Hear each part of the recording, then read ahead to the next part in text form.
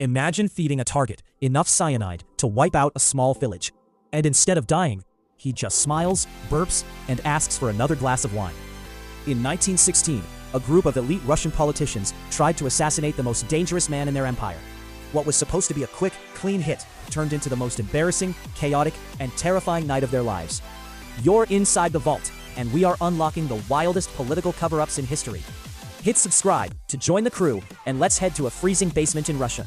Grigori Rasputin was not a politician. He was a smelly, unwashed mystic from Siberia, who somehow convinced the Tsar and Tsarina of Russia that he had magical healing powers. Because he was the only person who could supposedly treat their sick son, the royal family gave him the keys to the kingdom. Within a few years, this crazy monk was practically running the Russian Empire. He was firing ministers, taking bribes, and making a complete mockery of the government. The actual politicians were furious.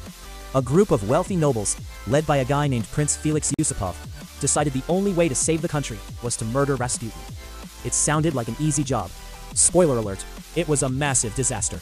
The prince invited Rasputin to a palace basement for a midnight party.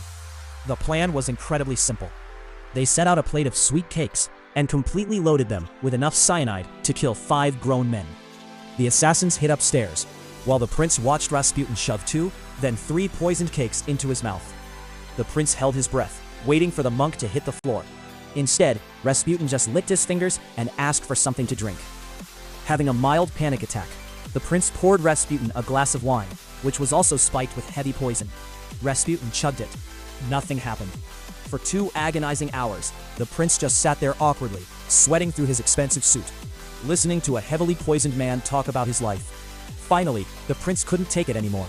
He pulled out a revolver and shot Rasputin right in the chest. The monk collapsed. The assassins cheered, thinking they had just saved Russia.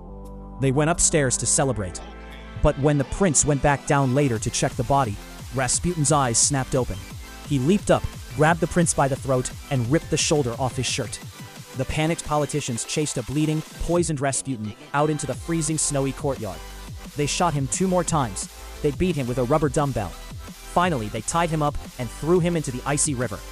When the police found the body days later, the autopsy revealed something that gave the assailants nightmares.